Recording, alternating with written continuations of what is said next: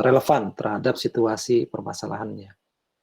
Artinya, kalau kita nggak bisa mencari masalah, maka kita nggak bisa menyelesaikan sebuah penelitian. Mungkin saya coba angkat kasus yang sedang trending saat ini, di mana ada sebuah keluarga yang kepala keluarganya berpenghasilan 80 juta, tapi kemudian ketika dirumahkan akibat wabah COVID ini, itu rumah tangganya bermasalah gitu. Nah, bisa kasih contoh ke saya atau kasih contoh gitu ya. Kira-kira permasalahan pada satu fenomena itu apa? Sebelum kita memberikan solusi ya.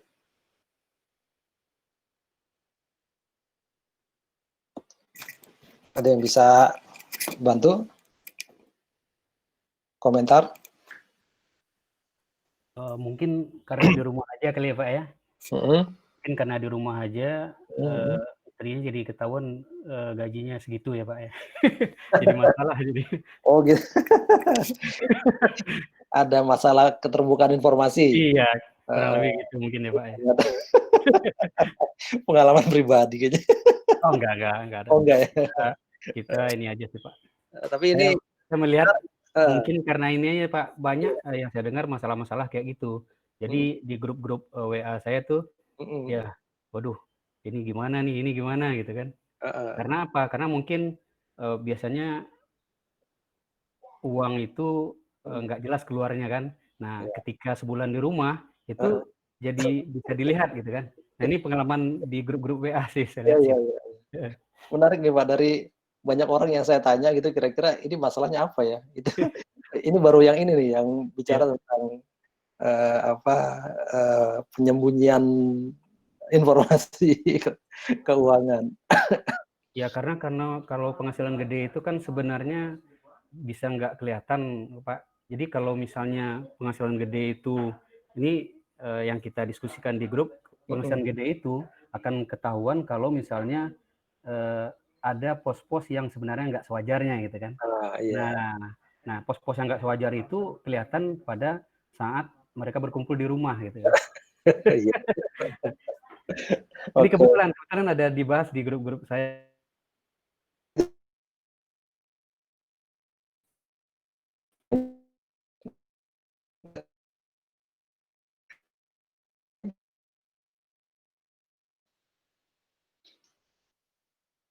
Ini untuk satu fenomena kan kita pengen memberikan solusi, tapi sebelum solusinya diberikan harus jelas dulu problemnya kan. Nah problemnya dari Pak, tadi siapa? Pak Novi Pak. Pak Novi Henry Pak. Novi Henry ya? Novi Henry Pak. Ya. Tadi masalah keterbukaan informasi keuangan. Iya, iya Pak. Oke. Nah, kalau yang lain, ada lagi?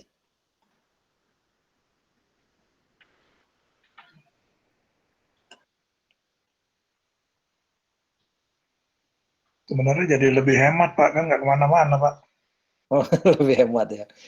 Tapi kan fenomenanya harus dipahami tadi ya, ada sebuah keluarga yang suaminya berpenghasilan 80 juta, tapi ketika lockdown malah kalau dari ceritanya itu dia mau cerai gitu kan dengan istrinya. Nah, jadi unik juga nih, penghasilan 80 juta, tapi ketika ada masalah keuangan langsung keluarganya berantakan gitu.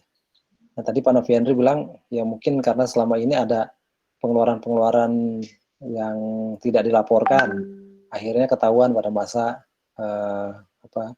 lockdown gitu. Oke, itu masalah pertama. Masalah kedua tadi jadi hemat. Kalau itu bukan masalah sebenarnya. Jadi benefit ya, lockdown itu jadi hemat.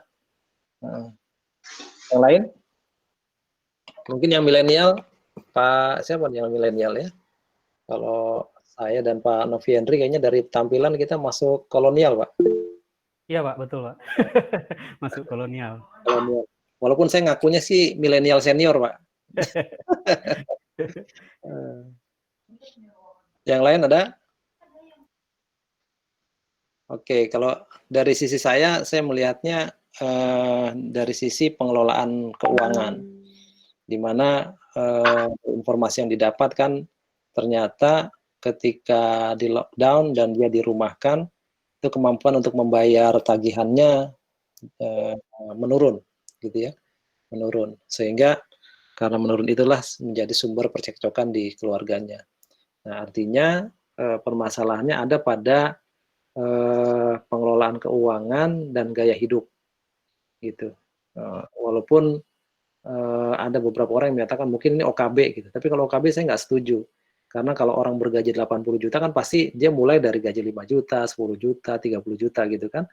Jadi dia merasakan dari uang sedikit sampai uang banyak, harusnya nggak OKB. Tapi gaya hiduplah yang membuat dia akhirnya mau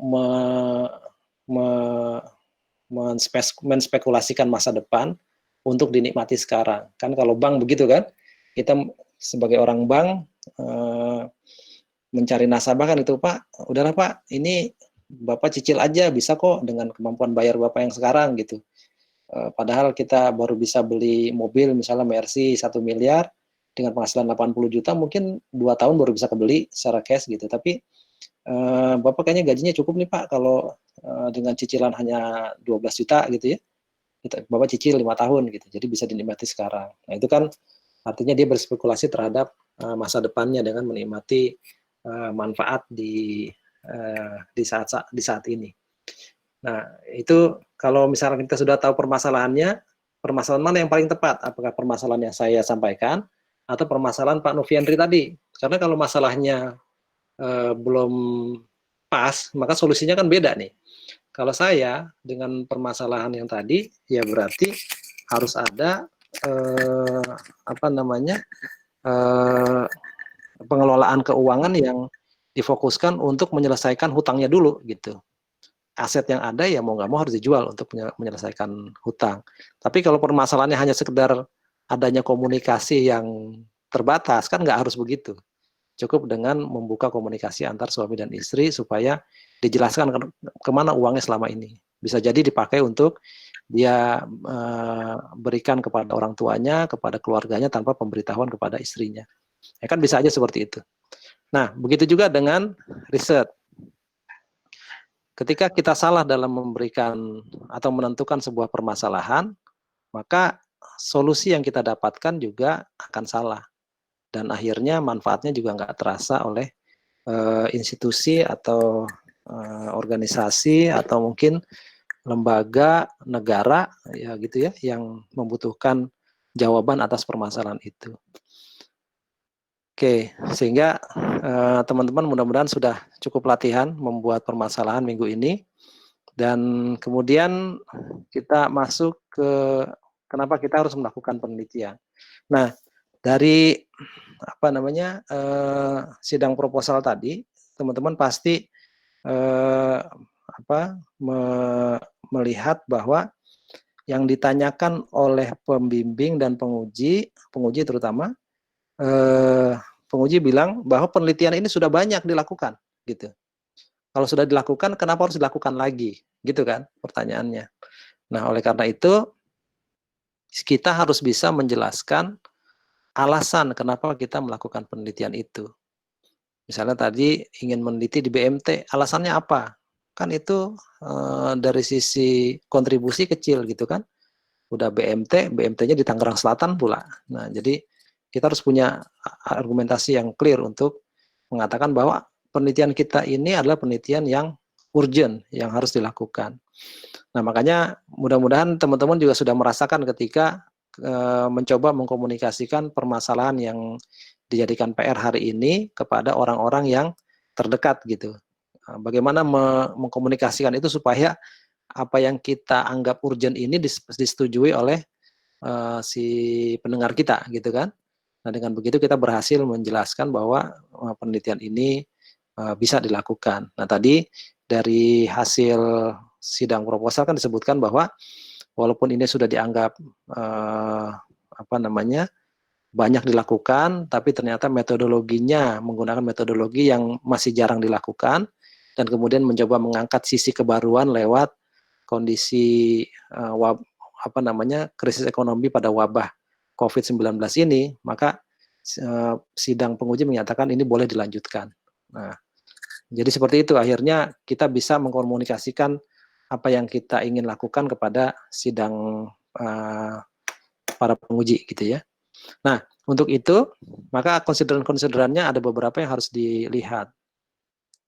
Misalnya, apa namanya, solusi apa yang ingin kita berikan pada penelitian itu. Nah, solusi dalam penelitian itu tidak harus berasal dari, solusi itu dalam hal kehidupan yang sekarang gitu ya, kehidupan faktual kita, banyak solusi-solusi yang diberikan secara heuristik, solusi yang diberikan tanpa melakukan proses analisis dan komparasi. Artinya ini berlaku secara uji coba gitu. Nah, ini sering kita lakukan ketika melakukan penyelesaian dalam apa namanya, sebuah kasus yang kita terima di lapangan, baik itu di perusahaan ataupun di kehidupan kita gitu. Nah, dengan begitu dalam penelitian kita harus bisa memberikan solusi-solusi yang sifatnya ukur. Bagaimana sebuah solusi itu dinyatakan ilmiah gitu. Kalau dari sebuah apa namanya, definisi kita bisa lihat bahwa penelitian ilmiah itu difokuskan pada tujuan dalam memecahkan masalah yang dilakukan melalui tahapan logis, organisasi, dan menggunakan metode yang baku untuk mengidentifikasi masalah, melakukan pengumpulan data dan analisis data, dan akhirnya mampu memberikan kesimpulan penelitian. Walaupun sebuah solusi kita bisa berikan, seperti tadi ya, dengan kasus yang saya angkat tadi, bisa jadi solusinya solusi yang sifatnya heuristik, yang kita coba-coba gitu. Tapi dalam penelitian ilmiah, solusi itu nggak bisa coba-coba. Solusi itu harus dia melalui tahapan yang logis, terorganisasi. Makanya dalam setiap laporan gitu ya, ada standarnya. Kalau di kita kan ada standar bab 1, bab 2 gitu ya. Bab 1 pendahuluan, bab 2 studi literatur, bab 3 metode analisis, bab 4 diskusi dan pembahasan, bab 5 kesimpulan. Itu tahapan logisnya dalam melaporkan sebuah hasil penelitian.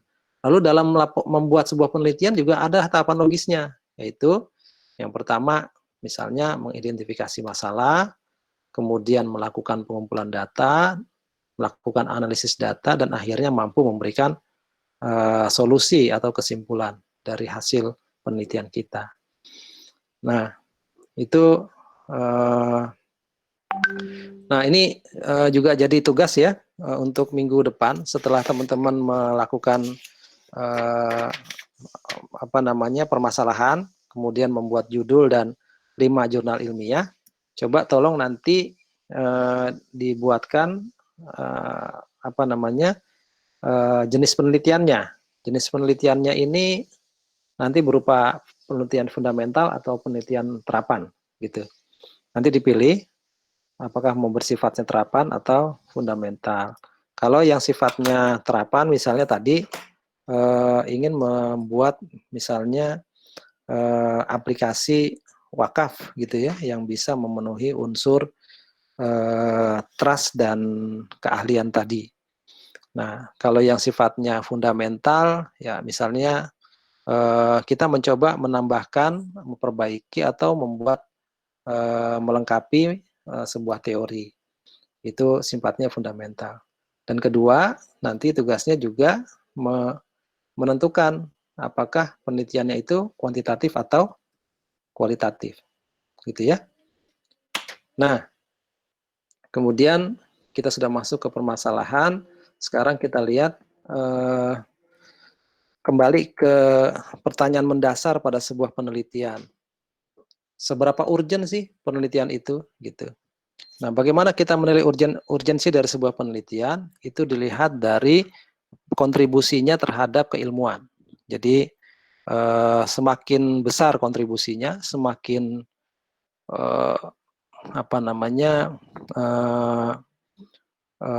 mendesak kontribusinya, maka semakin cepat dia diterima orang dan dipublikasikan di jurnal-jurnal internasional. Nah, coba kita pelajari di sini building blocks of science. Jadi bagaimana sebuah keilmuan itu dibangun, gitu. Yang pertama dimulai biasanya dari observasi. Tidak semua orang mampu melakukan observasi pada kondisi yang terjadi, yang dia alami. Misalnya pada pada kondisi wabah seperti ini, ternyata Amerika dan Cina itu secara terburu-buru, saya pikir, gitu ya, itu mengeluarkan dan mempersiapkan yang namanya digital currency. Nah, hal yang sangat aneh pada saat pandemi seperti ini, mereka tiba-tiba mengeluarkan itu. Lalu hasil observasi saya, misalnya, atau mungkin saya tanyakan kepada teman-teman dulu, kira-kira apa problem yang akan dihadapi oleh umat ketika digital currency ini mendunia, di mana misalnya semua negara mengikuti Amerika dan Cina untuk segera mendigitalisasi mata uangnya. Kira-kira apa problem yang akan diterima umat? Coba kita cek observasi kita ya.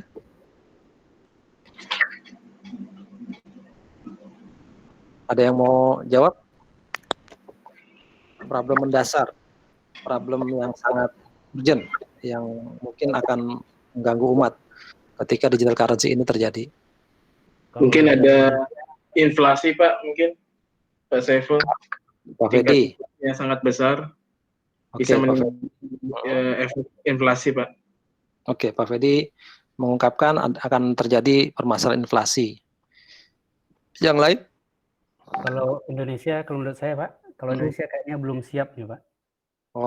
Masyarakatnya untuk era digital mungkin sebagian besar belum siap. Jadi kalau era digitalisasi, uang digital ditetapkan, mungkin banyak masyarakat Indonesia yang nggak bisa menerimanya gitu. Jadi ini masalah penerimaan ya? Ya. Masyarakat nggak akan menerima. Oke. Belum siap gitu, Pak. Iya, artinya permasalahannya bukan permasalahan umat, berarti kan permasalahan pada otoritas,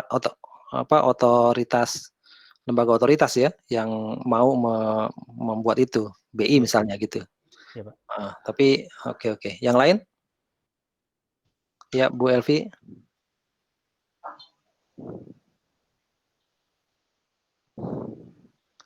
Silakan Bu Elvi. Suaranya nggak kedengeran. Itu di unmute dulu. Oke. Ini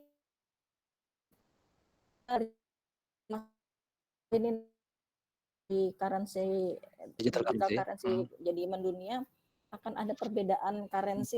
Masing-masing negara kan masih mempunyai perbedaan currency yang membedakan dari sisi nilai mata uangnya maupun dengan mata uang itu sendiri. Yang itu kan tidak bisa mudah untuk disamakan semuanya. Untuk Eropa aja masih butuh waktunya panjang, apalagi kalau mendunia seperti itu. Oke, berarti prosesnya Bu ya? Ya. Prosesnya mungkin jadi masalah karena nggak akan cepat berlangsung. Oke. Dari satu fenomena ini, masing-masing kita, Pak Radin mau ngasih itu? Mungkin tingkat daya beli masyarakat jadi menurun ya, Pak? Tingkat apa? Tingkat daya beli masyarakat. Daya beli masyarakat menjadi menurun. Mungkin karena sambungannya dengan Pak Fedi tadi ya, dengan inflasi ya, terjadi inflasi. Nah, kemampuan belinya menjadi menurun. Oke, terima kasih Bapak Ibu sekalian atas jawabannya. Jadi sebenarnya dari satu fenomena ternyata masing-masing kita memberikan semacam komentar permasalahan yang berbeda yang akan dihadapi oleh umat. Untuk saya sendiri, permasalahan besar yang akan dihadapi oleh umat adalah munculnya kondisi super riba, di mana kalau sekarang riba itu hanya terjadi ketika pada tempat tertentu dan pada waktu tertentu. Artinya kalau seseorang mau melakukan riba harus ketemu dengan lembaga riba atau harus ketemu dengan person yang memberikan jasa ribawi itu, baik itu perbankan gitu ya, leasing atau maupun mungkin inang-inang pada saat yang mau lebaran jual beli uang gitu kan, itu kan terjadi ribawi juga.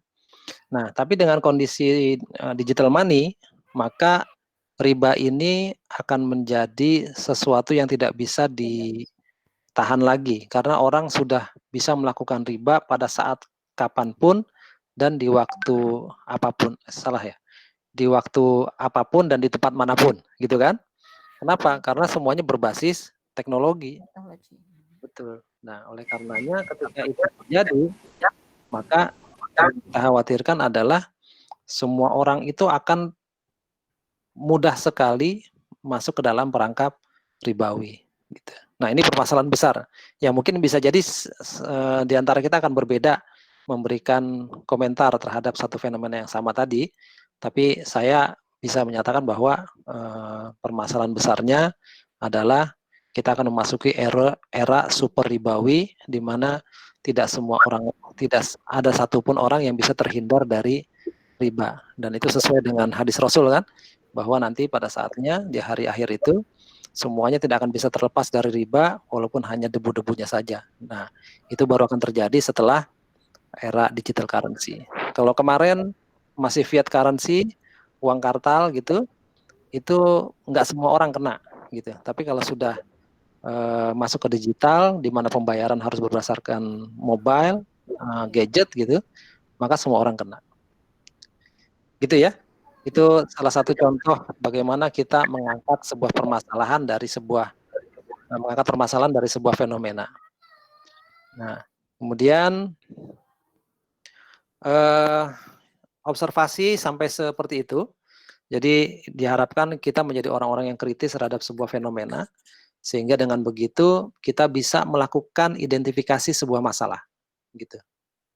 Ya, dari observasi, kemudian kita identifikasi sebuah masalah. Tadi sudah saya contohkan dari sebuah kondisi faktual yang digital currency, ternyata masalahnya akan muncul, yaitu tadi kondisi super ribawi. Nah, dari situ kita diminta untuk melakukan theoretical framework atau network of association. Apa yang membedakan antara yang tidak berpikir ilmiah? Ketika dia ingin menyelesaikan sebuah masalah, KU sama gitu ya, tadi misalkan saya sepakat, yang lain sepakat bahwa masalahnya ada super ribawi. Tapi bagaimana dia menyelesaikannya gitu? Bagaimana dia membangun atau mencari teori-teori untuk mengidentifikasi masalah tersebut. Nah, banyak teman-teman ketika diminta membuat theoretical framework, itu membuat seperti riset design. Saya coba bedakan antara theoretical framework dengan riset design ya. Jadi pada awalnya kita mengetahui bahwa fenomenanya adalah kita akan masuk ke dalam digital currency era. Siap atau nggak siap, gitu kan? Kalau negara sudah mengeluarkan aturan, masyarakat siap nggak siap harus siap, gitu. Mungkin Cina dan Amerika mungkin menjadi satu contoh nanti bagaimana orang dipaksa untuk merubah kebiasaannya dari memegang uang menjadi melihat uang yang sifatnya digital, nggak bisa dirasakan.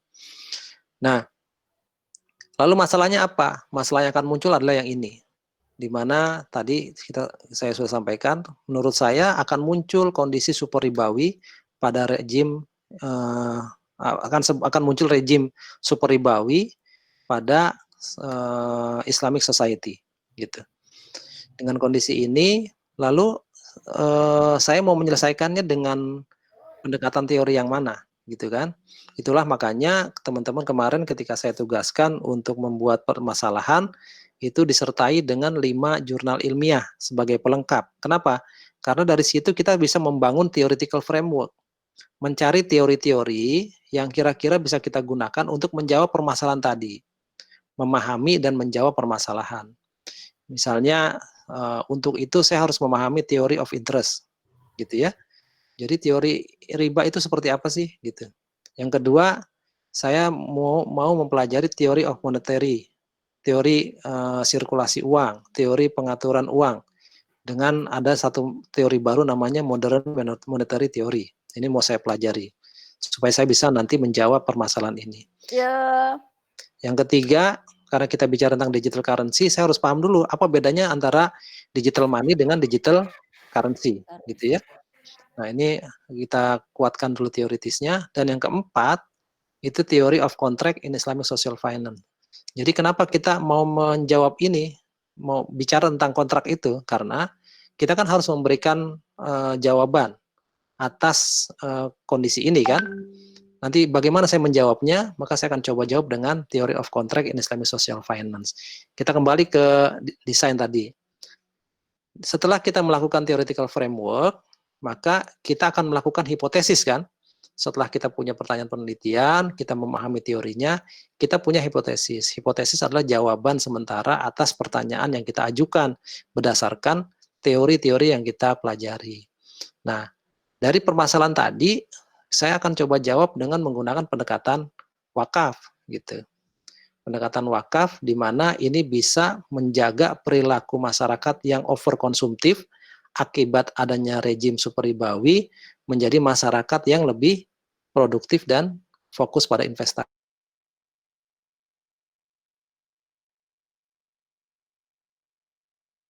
Apakah sudah merubah perilaku masyarakat menjadi masyarakat yang lebih produktif dan fokus pada investasi? Rasanya kan untuk kasus Indonesia saja belum gitu ya. Bahkan bank syariah akhirnya terjebak pada perlombaan memperbesar aset lewat pendekatan pembiayaan yang sifatnya konsumsi gitu. Nah, akhirnya itu malah nggak merubah perilaku masyarakat. Padahal di mana tujuan ekonomi syariah itu kan bukan untuk memaksimalkan konsumsi, tapi bagaimana dia mengelola uangnya menjadi lebih produktif. Nah, akhirnya itu menjadi jawaban sementara atas kondisi tadi yang saya sampaikan. Nah, lalu setelah kita tahu bagaimana hipotesisnya, barulah kita kemudian memunculkan construct, konsep, operational definition gitu ya. Bagaimana kita membangun sebuah variabel-variabel, membangun variabel-variabel untuk kita coba analisis gitu. Sebenarnya bagaimana sih hubungan variabel itu dalam mempengaruhi perilaku masyarakat di era superribawi nanti misalnya gitu. Apakah variabelnya variabel perilaku, variabel kepemimpinan, variabel kesiapan infrastruktur dan lain sebagainya. Itu bisa didapat dari theoretical framework tadi. Nah, teman-teman sekalian, saya mau kasih contoh penelitian mahasiswa saya yang melakukan riset tentang analisis stabilitas perbankan syariah menggunakan model Markov switching. Dia mencoba mengkomparasi Indonesia, Malaysia, dan Pakistan.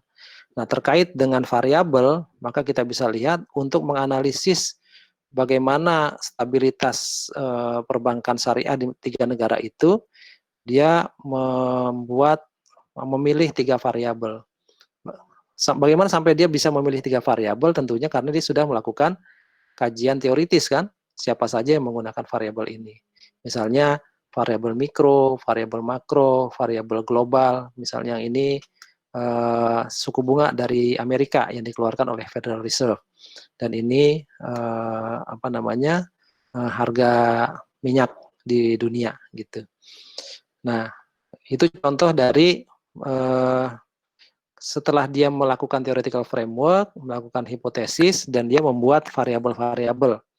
Nah, dari situ kemudian barulah kita membuat riset design. Apa bedanya antara riset design dengan theoretical framework? Kalau theoretical framework itu bicara tentang bagaimana kita membuat atau nggak menghubung-hubungkan teori-teori yang akan kita pelajari untuk menjawab permasalahan.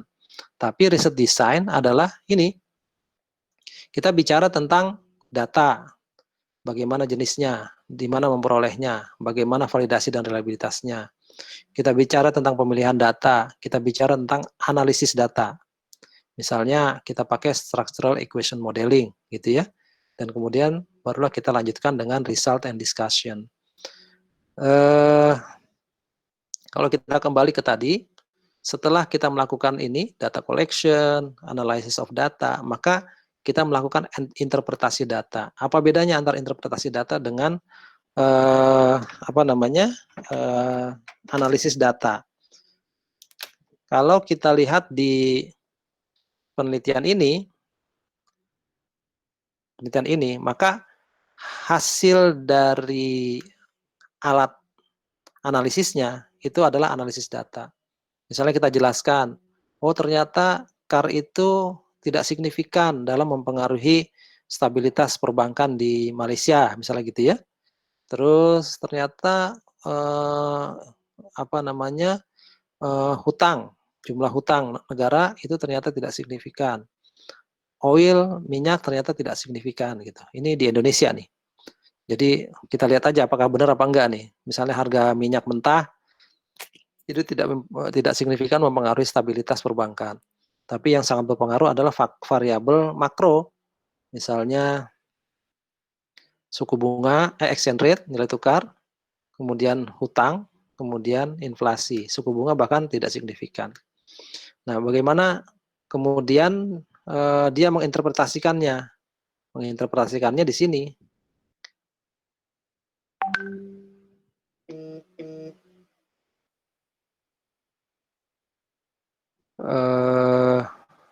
Nah, di sini. Dia menjelaskan bahwa hasil itu terjadi karena misalnya di Indonesia ternyata subprime mortgage itu memiliki dampak negatif pada perekonomian Indonesia sehingga juga mempengaruhi lembaga keuangan seperti perbankan. Dan itu dibahas menurut atau merefer pada laporan Bank Indonesia misalnya gitu ya. Nah, jadi tadi itu bicara tentang analisis, sekarang bicara tentang interpretasi. Jadi kita menginterpretasikan apa hasil dari alat analisis tadi. Jadi jangan sampai nanti ketika membuat laporan menjelaskan hasil hasil dari alat statistikanya itu selesai gitu. Enggak, jadi kita harus bisa menginterpretasikannya. Nah, terakhir barulah kita melakukan refinement atau mungkin penambahan, pelengkapan terhadap teori untuk sifat teori-teori riset-riset yang sifatnya fundamental atau melakukan implementasi yang sifatnya applied gitu. Nah, jadi dari situlah kita kemudian bisa memahami bagaimana sebuah penelitian itu dianggap baik atau enggak. Apakah dia nanti memberikan kontribusi teori atau kontribusi praktikal dilihat dari langkah-langkah ini. Makanya tadi pertanyaannya pasti melewati ini semua, gitu ya. Bagaimana teorinya diperbaiki, bagaimana variabelnya diperbaiki, bahkan sampai supaya eye catching judulnya diperbaiki, gitu.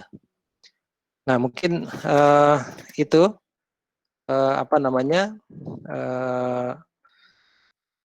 terkait dengan bagaimana kontribusi atau urgensi dari sebuah penelitian. Sebelum kita lanjutkan, ada yang mau ditanya?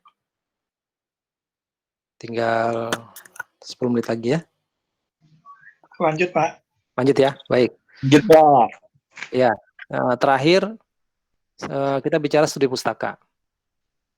Jadi studi pustaka itu tujuannya untuk apa?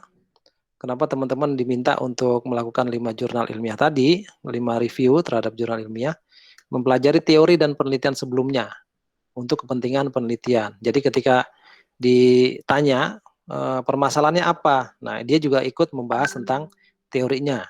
Berdasarkan teori ini begini, tapi faktanya seperti ini, sehingga saya mau mengangkat permasalahannya ini, gitu. Kemudian digunakan pula untuk memperkuat. Nah, tadi ya, digunakan untuk memperkuat permasalahan perumusan masalah yang kita buat. Yang ketiga, studi pustaka itu adalah melakukan studi terhadap pustaka, melakukan kajian terhadap pustaka, bukan menyalin buku, tapi mengutip dengan tepat dan penting apa-apa yang relevan terhadap penelitian kita. Dan yang empat, melakukan perbandingan antara penelitian sebelumnya dengan penelitian yang dilakukan. Tadi kan teman-teman dapat contoh ya, ketika si pembimbing yang satu lagi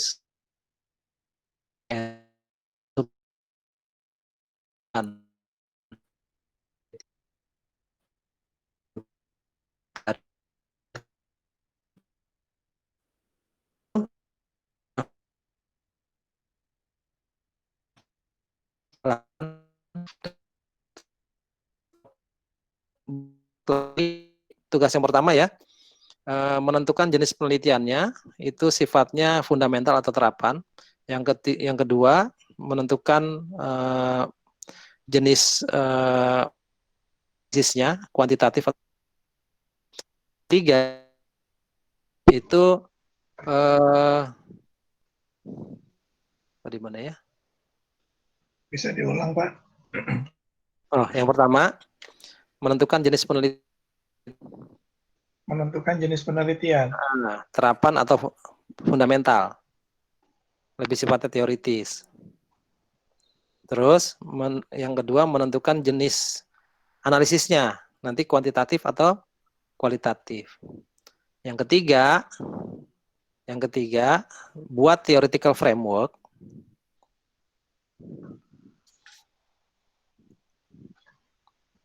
Seperti ini ya Pak. Boleh lebih baik dari ini. Pokoknya nanti Bapak Ibu sekalian ingin nggak keluar Pak di slide Pak. Oh, nggak keluar. Oke. Bentar.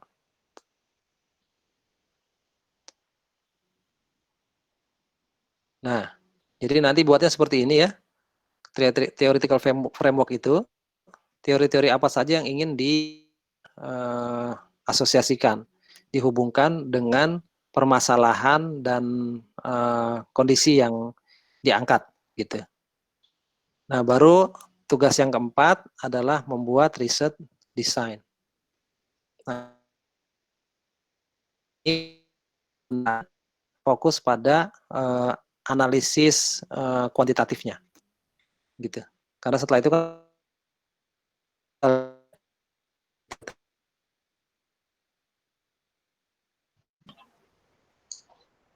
Pak Saiful nanti bisa di-share Pak ya, slide-nya Pak ya. Berarti ini ya, oke. Nanti saya share. Pak, ini tulis tangan juga atau diketik Pak? Kalau mau diketik lebih bagus ya, biar nanti bisa langsung dikembangkan. Iya Pak. Lebih baik diketik Pak. Kalau diketik udah tinggal lanjut kayaknya. Iya. Oke, jadi target kita, Bapak sudah tahu jenis penelitiannya, analisisnya, bikin theoretical framework-nya. Nanti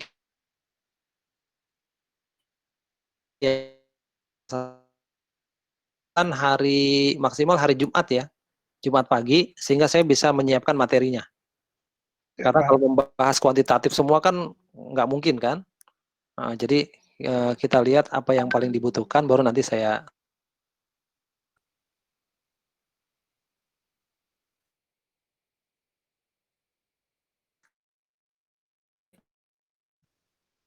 cukup. Terima kasih banyak pada teman-teman semua. Alhamdulillah di hari pertama,